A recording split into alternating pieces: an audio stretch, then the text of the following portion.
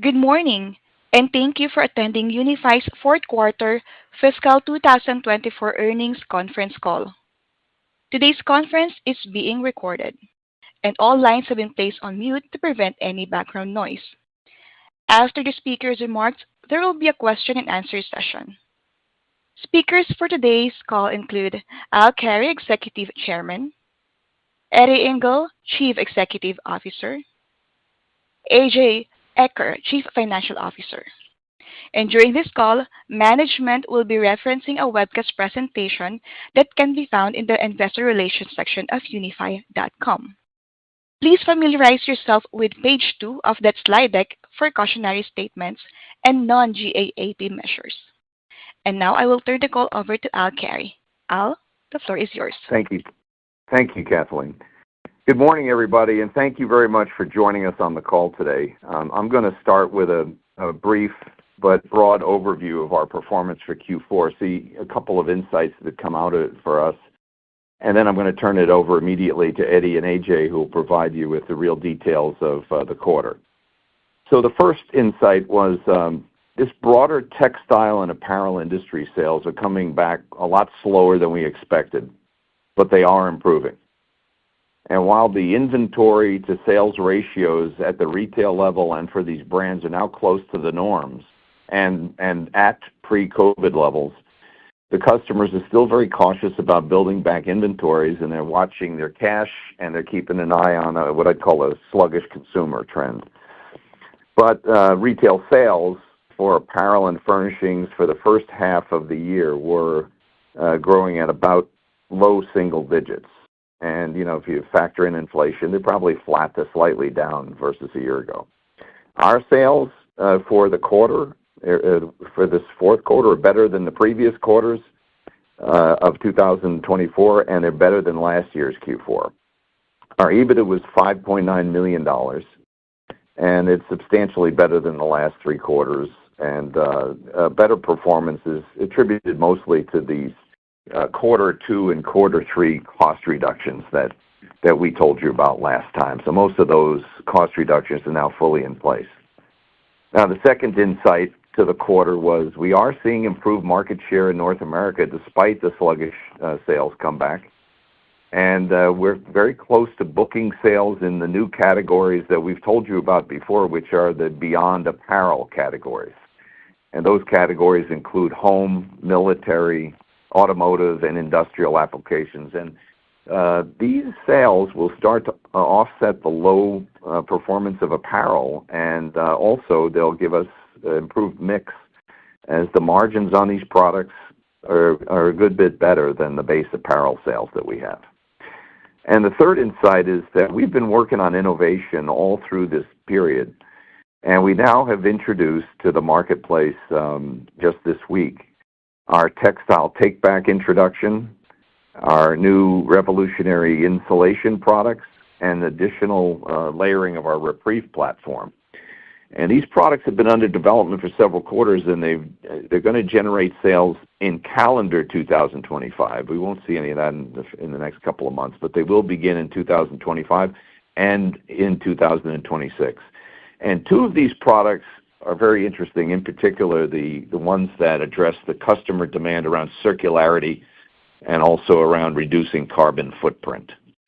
So if I had to say how we feel about the first half of 2025, it will show improvement versus prior year, but it'll be a gradual, slower comeback. Then the second half should show a more dramatic comeback.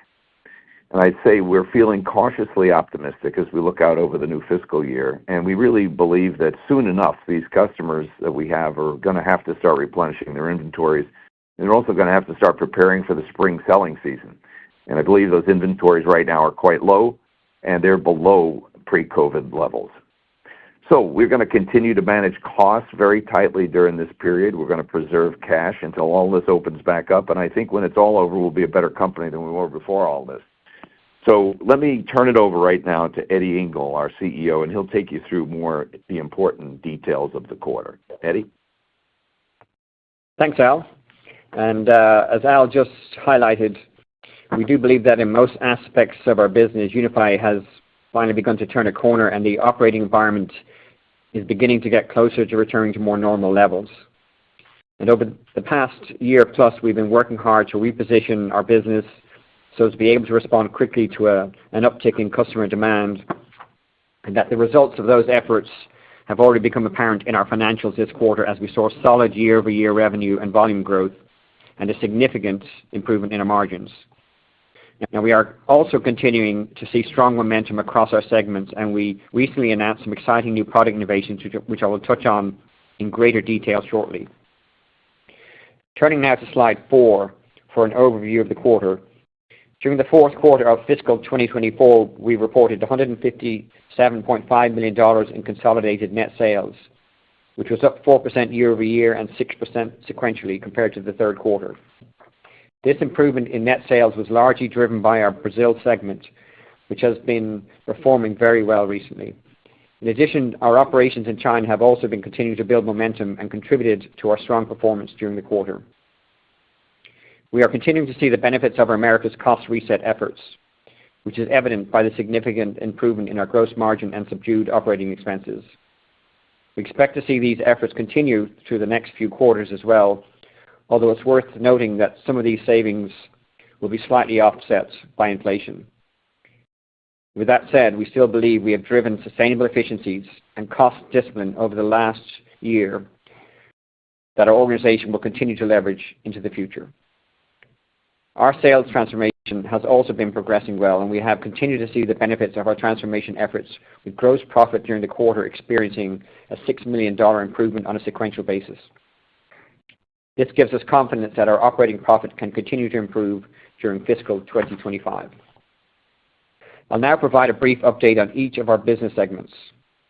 In the Americas segment, while we are continuing to take market share, we did experience a bit of a slowdown due to some competitive shuffling and some customers pushing out orders for a few months. But we remain well positioned to take advantage of further improvement in the region, as our continued efforts on Beyond Apparel initiatives are helping to offset the weakness in apparel programs. Our Brazil segment, as mentioned earlier, was our strongest performing segment during the fourth quarter. The strong performance was driven by our ability to take price in the region, operate at full utilization, and we have continued to benefit from the capture of additional market share following our main competitor who exited the region. In our Asia segment, we are continuing to see signs of recovery, and we believe that we'll see stronger performance in the region during fiscal 2025, despite a seasonally slower first quarter. Turning now to slide 5 for an update on Reprieve. During the fourth quarter, Reprieve represented 34% of sales, a meaningful increase when compared to the previous quarter. This improvement in sales was largely driven by the positive recovery trends that have been seen in Central America, as well as a moderate recovery in Asia. Looking ahead, we continue to believe that we will see additional improvements in our Reprieve fiber business as we progress through fiscal 2025. This part of our business will be aided by the revenues we expect to see in calendar 2025 as we begin to see commercial activity due mainly to our recent innovation efforts from some new Reprieve product launches. On the marketing front for Reprieve, we also achieved several exciting co-branding placements this quarter, notably with Dolce Vita Footwear, part of the Steve Madden Group, incorporated Reprieve into its products. Kate Spade featured Reprieve in a pajama line for Costco Canada, and Teva launched an iconic version of their original universal sandal in a reloop version, which contained Reprieve, powered by our own textile take-back program. Now, as many of you are aware, if you've been listening to our calls of the last few quarters, our textile take-back program aims to increase circularity in the production of textiles by transforming fabric waste into a recycled resin that in turn is converted into Reprieve fiber. Through this process, we are not only leading the transition for a more circular supply chain, but we are also helping our customers, such as the ones I mentioned earlier, meet their sustainability goals. Now, staying on the topic of textile take-back, I would like to spend some time on reviewing some of the new innovative Reprieve products that we just announced earlier this week that are harnessing our textile take-back program and already have the ability to be offered at scale. First, On slide 6, you'll see some highlights of our new white reprieve filament yarn powered by our textile take-back process that we will be showcasing at the Intertextile Shanghai Apparel Fabrics Convention next week. The new form of reprieve filament yarn is made of 50% textile take-back waste and 50% recycled bottles, which is the world's first 50% textile waste filament yarn with a tracer and U-Trust verification. The new offering is white, dyeable, and available at scale now. On slide 7, for our second new product announcement, you can see that we've launched a totally new product offering but still based on polyester fiber called Thermaloop, which is an insulation solution that is designed for home goods, outdoor gear applications, think like sleeping bags, and apparel such as winter jackets. What makes Thermaloop so unique is that 50% of the fibers used to make it are from textile waste, and we are launching this new product offering in black. The Thermaloop products were launched as 100% recycled content. What is even more exciting is that the Thermaloop padding product is the first of its kind to have a reprieve recycled polyester low melt fiber, which allows our customers to provide a wider range of sustainable offerings. Both Thermaloop and our new form of reprieve filament yarn will be sampled by our customers throughout fiscal 2025. We believe we will begin to see some revenues and volume benefits from our new filament yarn in the second half of fiscal 2025. And we'll begin to see the growth benefits from the Thermaloop throughout fiscal 2026, supporting additional growth moving forward. Before I wrap up, I would also like to note that our Beyond Apparel innovations are continuing to grow, and with conversations progressing with a number of customers in key end markets, and we are hopeful that we'll be able to further discuss these in the near future. With that, I will now like to pass the call over to AJ to discuss our financial results for the quarter. Thank you, Eddie. As both Al and Eddie noted, we've continued to make great strides towards improving our business, and we are well positioned to pivot to growth and stronger profitability as we move forward. Our focus has remained on keeping our variable expenses across both production and administrative functions low, and we've already begun to see a sustainable reduction in those expenses. As we've previously noted, we plan to reinvest these cost savings and increase profits in the key areas of our business that will drive innovation and margin expansion, such as the 2 new reprieve fiber products that Eddie just discussed. Turning now to our financial results. On slide 8, you'll see our consolidated financial highlights for the quarter. Consolidated net sales for the quarter were $157.5 million, up 6% sequentially versus the third quarter, or 4% year over year, driven by our beneficial pricing actions, continued market share gains, and some demand normalization in conjunction with improvements from our profitability improvement plan continuing to materialize. This greater performance also led to our gross profit seeing an improvement of more than 100% sequentially, marking our third consecutive quarter of gross profit improvement. Turning to slide 9. In the Americas segment, net sales were sequentially flat and down 4% year over year, which, as Eddie noted, was primarily driven by a slowdown in spending and customers pushing out a few orders. However, with that said, the Americas segment did experience a significant gross profit improvement, which was driven by improved productivity in the region following holiday impacts in the third quarter of fiscal 24. Slide 10 displays our Brazil segment highlights, which experienced net sales growth of 9% during the quarter on a sequential basis and almost 19% year over year.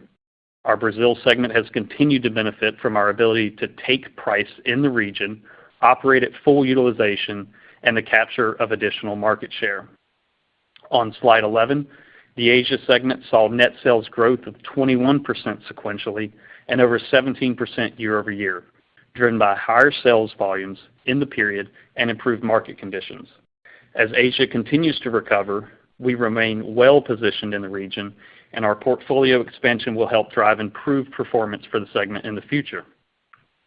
Before passing the call back to Eddie for some closing commentary, I'll now briefly discuss our balance sheet on slide 12.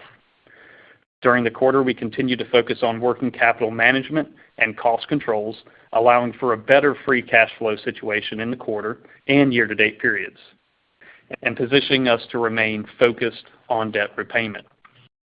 CapEx spend continues to be focused on maintenance levels and remains significantly lower than the prior two fiscal years, with fiscal 2024 coming in at $11 million, a multi-year low attributed to the diligence of our various teams and operations. With our improved financial performance and our focus on managing our balance sheet, we remain confident that our business is well positioned for realizing profitable growth opportunities in fiscal 25 and beyond. I'll now pass the call back to Eddie to take us through the last few slides of the presentation and make some final comments. Thank you, AJ. Let's now turn to slide 13 to discuss our forecast for the first quarter of fiscal 2025.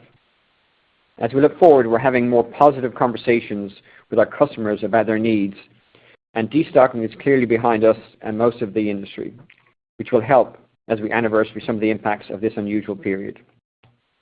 In looking specifically at the first quarter, we expect to see our positive momentum push forward as we begin our new fiscal year. More specifically for the first quarter, which as a reminder is historically one of our slower quarters from a sales perspective due to seasonality, we are expecting the following. Net sales between $147 million and $153 million, which at the midpoint would be roughly a 10% top-line growth year over year. We expect adjusted EBITDA to range between $1 million and $3 million, a significant improvement over last year's EBITDA loss. And we also expect to continue to keep a disciplined eye on capital expenditures and believe CapEx for the quarter will come in between $3 million and $4 million. Then in terms of our fiscal 25 outlook, I'd like to provide a little more context on slide 14. Our underlying momentum is rebuilding. So in fiscal 2025, we believe we'll see a return to more normal conditions, which will support top-line growth in excess of 10% year over year. Further, we believe the proactive decisions we have made to control our costs and streamline our business will continue to show up in stronger profitability results next year. We expect EBITDA to be positive in every quarter of the fiscal year and see a path to a significant increase in gross profit, gross margin, and adjusted EBITDA. Lastly, we've budgeted to keep capital expenditures contained, and we are projecting that we'll see capital expenditures range from $10 to $12 million for fiscal 2025.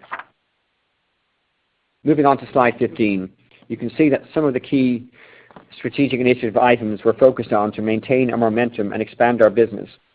While we're excited about our opportunities in fiscal 2025, I want to be clear that we're focused on pivoting to growth for the foreseeable future.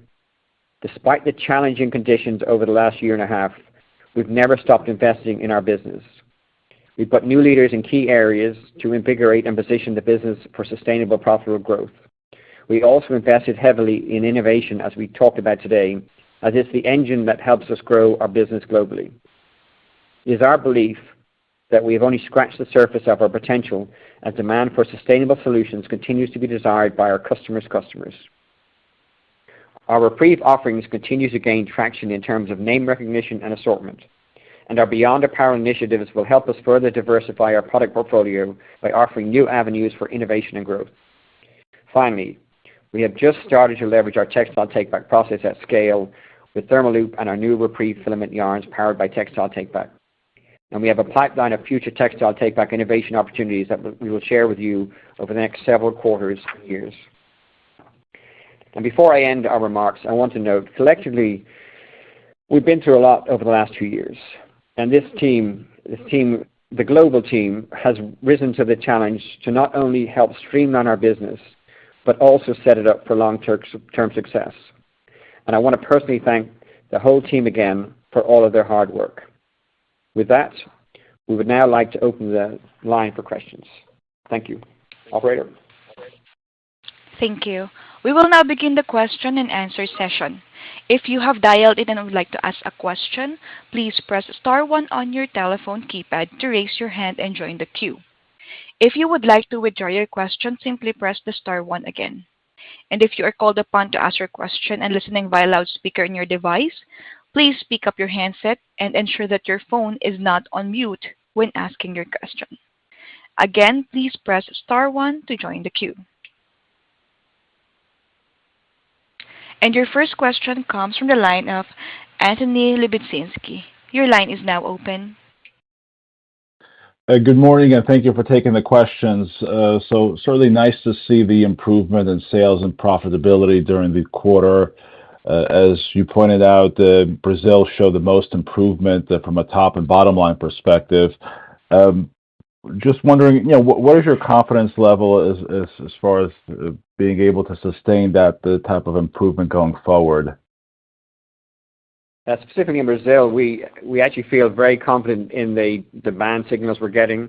We expect to run full throughout the fiscal year. There will be some margin pressure as the raw materials inputs normalize and our margins going to catch up with the new higher input costs.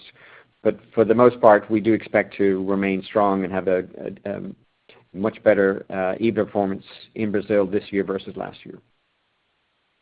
That's great to hear.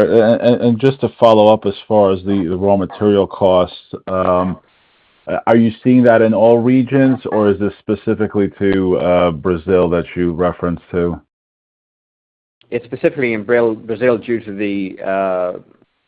the supply chain that we have. Most of the inputs come from Asia, and the freight costs, the international container costs have risen significantly, which has given us a pricing opportunity. Understood. Okay. And then as far as in other regions, what are you seeing from a cost perspective for raw materials? Raw materials have been predominantly, for the most part, flat. Got it. I'm not Okay. concerned about that area. Yeah. Gotcha.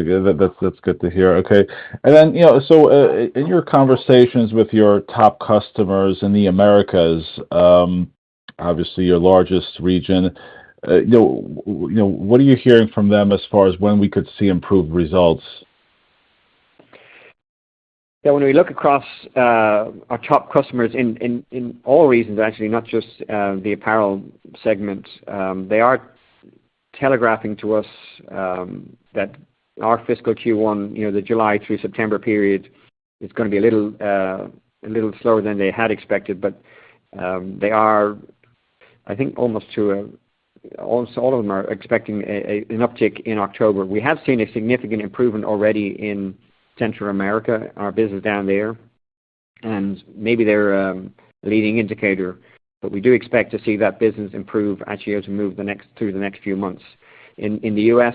specifically, there are some markets that we sell into that,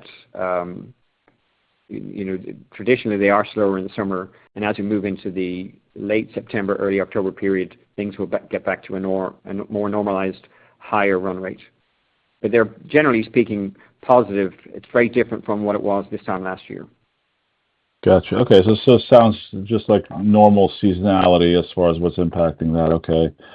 Okay. And then, in terms of the new product offerings that you announced earlier this week, with the white dyeable filament yarn and ThermaLoop, just wondering, how meaningful could these new products be? I know you talked about really, calendar 25 as far as seeing a benefit, but just wondering if you could, if there's any way you could put a number or just give more details as to, what's the opportunity for those new products? Well, personally, I'm incredibly excited about what we've been able to bring to the market. We've been asked for several years now, how do we make the supply chain more circular? And on top of that, there's pending legislation in the EU that will require recycled inputs content to be not just from bottles, but also from textiles. So we believe we've hit the right note with a 50% content of textile take back, but 100% recycled. We believe, based on the messaging we've been getting from the brands, that we are right on the sweet spot for them to be able to communicate. I've actually spent time personally talking to brands in Europe and in the US, and based on their reaction, and the reaction is different depending on the brand, but based on the sum reactions of all these brands and retailers, we think we've hit on a nice balance of circularity and sustainability. Because some customers are focused on carbon reduction, some customers are based on fossil fuel consumption depletion, and this provides the answers to both. So, and I think what's really exciting, Anthony, is the fact that one of these products is a new product line for us, insulation, and it allows us to call directly on the brands, and we can get spec'd in as a solution for providing a recycled content product. Gotcha. Yeah, that sounds very good. Yeah, so as far as I know, it's hard to say for sure, probably as far as the timing of this pending legislation. But I mean, as far as what you know, like what's the earliest that you think that you could actually see that going through? Because I think that could be meaningful to you guys. I think we'll in the second half of this fiscal year, the January through July period, we'll start to see. We'll be sampling now, but we'll start to see meaningful production orders, and really at the beginning of our fiscal 26, 12 months from now, 10 months from now, it'll be in our budget, and it'll be visible from a revenue perspective and margin perspective. But we are planning for the next 6 months to fulfill the sampling needs of all the customers, so they can figure out how and when to put it into their programs. Gotcha. Good. Okay. And then as far as the Beyond Apparel initiative, I know that's something you guys have talked about certainly in the past. As far as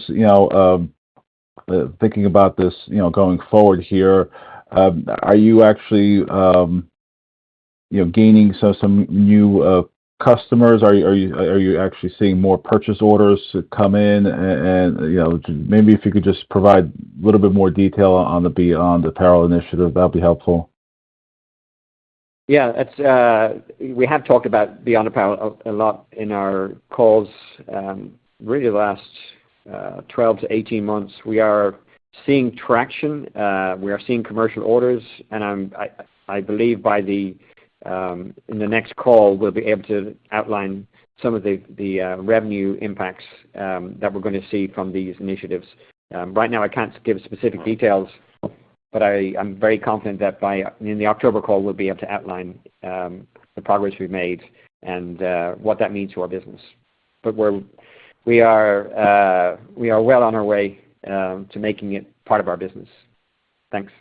Anthony, this is Al. I just wanted to add something to Eddie's comments. Sure. I'd say that in fiscal 2026 we'll see an impact, and probably a little bit in the end of this fiscal year. But the thing that's exciting is the products that Eddie's talking about, the new ones with textile take back and the insulation. They have significantly stronger margins than our base business. And then if you go to the Beyond Apparel, I know we've been talking about it for a long time, but one of the new pieces of information is to get qualified for some of these customers. It takes a long time for qualifying the quality of your product, the timing, and to get contracts signed. But those are happening. And that's another one that has significantly better gross profit margins than the base business that we're into today. So I think going forward, we'll be less dependent. We're still going to sell apparel, want to be in the apparel business, but we'll be less dependent on it. And this new textile take-back is a real boost in the environmental sustainability story. So I wish these were going to show up this quarter. They won't, but they will be probably by the end of the fiscal year. Okay, that's great to hear, and I appreciate the comprehensive answer. So I guess my last question, just to follow up, as far as the margin differential, any way you guys could quantify or give some more additional color as far as what the margin difference you think will be for the new products versus the legacy products? Sure, Anthony. It's AJ. Thanks for the questions and thanks for joining this morning.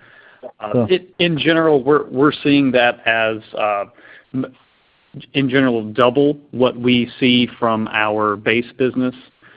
Certainly, the base business is constrained, especially in the Americas right now, with fixed cost absorption and not getting the full volumes in that we've been chasing for several months now. So those margins are naturally suppressed, but you've seen those in the past in the low double digits, somewhere between 8, 12, 15% that we've been able to perform in the better years. So with these new products, as they have some innovation underlying those, and we're able to really key in on what customers need with the new products, we're able to see double the margin there in many cases. All right. Well, that's great to hear, and I look forward to seeing the progress that you guys will be making this year. So thank you very much, and best of luck. Thank you. Excellent. Thank you, Anthony. Thank you, Anthony. Again, if you would like to ask a question, please press star 1 to join the queue.